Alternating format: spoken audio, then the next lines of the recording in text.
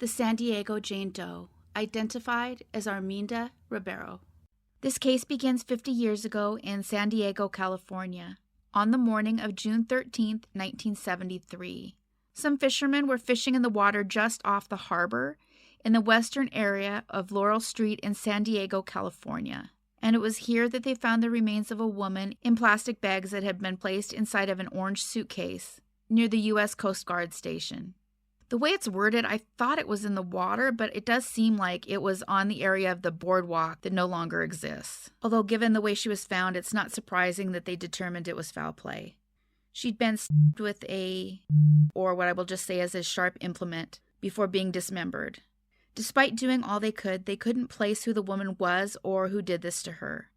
She was added into the National Missing and Unidentified Persons System, but there was still no clues to her name. This would, of course, only leave DNA. And in this case, it was done by Othram Labs.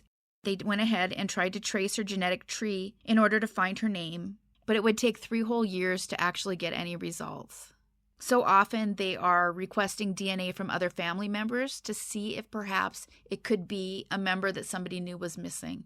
And other times they're waiting for more uploads to the public databases. There's a lot of reasons for it, but it takes a long time. They would eventually manage to get to a 4th and 5th cousin, however.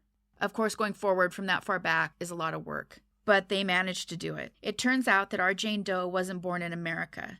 She had immigrated here as a child and was originally living in the ironbound neighborhood of Newark, New Jersey. She's actually the second Jane Doe I've covered recently who was from a tight Portuguese community. Arminda was a married mom of 2 kids when she went missing. She was working at a trailer fabrication company in Newark. No one knows how or why the missing mom was transported from Newark to San Diego, but that's about 2,749 miles or 4,424 kilometers apart. So it's easy to see why they weren't able to figure out who she was. This may have simply been about making sure she wasn't identified. She was from the eastern U.S. and found in the West. Right now, there's such a severely limited amount of information. They have put out a plea for identifying the name of the company that she worked for at the time and anything known about her movements. Obviously, 5 decades have passed and memory is a tough thing sometimes. So any information at all, even anonymously, would be wonderful in this case.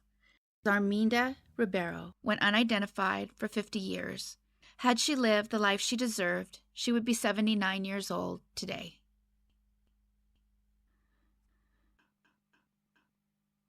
The Holt Jane Doe, also known as the Okaloosa Jane Doe, identified as Suzanne Kjellenberg. Our Jane Doe was found by a road construction crew in a wooded area on I-10. This is near Holt, Florida. And this is one of those where we know who did it, though it takes someone twisted to understand why, and of course, they didn't know who she was. This one is attributed to Keith Jesperson, who was nicknamed the Happy Face.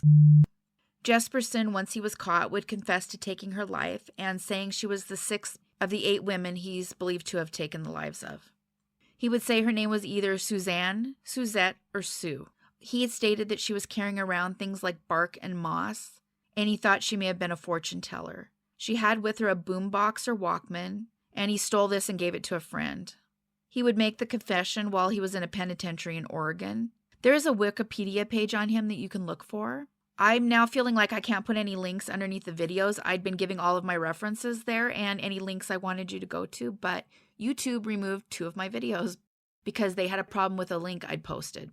So if you want to know more about his case, I guess just Google it. And I'm really sorry. I feel bad that I can't give links anymore.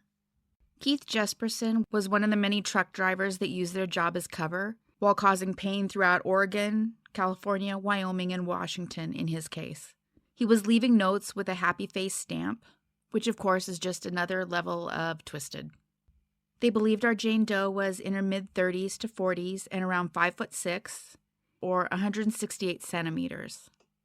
They believed she was 36 to 45, and he described her as having an unkempt appearance.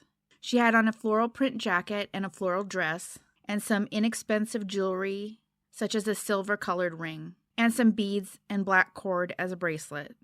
Additionally, she had a charm bracelet, but there were no charms. They weren't able to determine her COD, but they knew it was foul play, believing that she had passed about a year prior to being found. According to this particular monster, he would say that he beat, committed SA, and then asphyxiated her. There have been quite a few recreations, including one that was done using clay. His confession was deemed credible, though unfortunately there was no association made with a missing person, although he did have her name correct. Suzanne was born on October 8, 1959, and would have been around 34 when her life was taken. Suzanne went unidentified for 29 years. Had she lived the life she deserved, she'd be 64 years old today.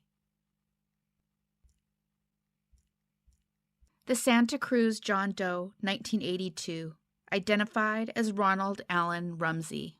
In October 1982, a man was hiking on an embankment above the Moore Creek outlet near a eucalyptus grove, and this was located in Natural Bridges State Park in Santa Cruz County, California. The sheriff and coroner were called to the scene, and they would determine it was the result of foul play. They would also determine the remains belonged to a male who was 5'6" to 5'8", or 168 to 173 centimeters. They believed he either had brown or blonde hair and a short beard. He had a tattoo of a red rose with 3 green leaves, as well as a tattoo of a Native American skull on his right forearm, as seen here. They don't say exactly what happened to him or how long he'd been there, but it does state that the remains were partially mummified. The Santa Cruz Police Department would end up partnering with Santa Cruz County Sheriff and a coroner, and for decade after decade, they would try to make the identification.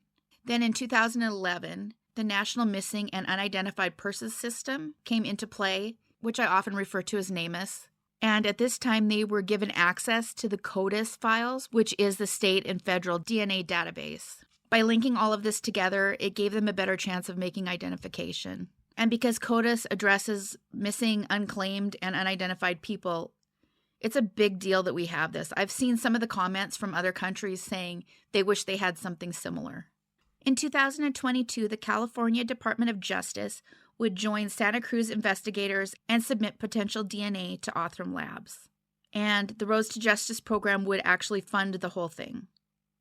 After many months of work, they located potential family members who shared that they were missing a family member named Rodney Allen Rumsey, who went missing from Sacramento, California. He had been born on May 25, 1954, and not a lot else has been released. He was 28 when his life was taken. I believe the only photograph is from when he was arrested for a crime that's described as joyriding. So he's probably younger in this photo. He was given 2 years probation and 37 days for the crime of joyriding. Rodney Rumsey went unidentified for 41 years. He was found 142 miles or 228 kilometers from home. Had he lived the life he deserved, he would be 69 years old today. Huge thanks for watching all the way to the end, and a big thanks to all of you who consistently like and comment on the videos. The whole dance with YouTube is hard sometimes. Whether you leave a full comment or an emoji, it makes a huge difference. It's a huge push toward the videos being suggested to new people. The next goal is 20,000. Thanks everyone for watching. Take care of yourselves and each other.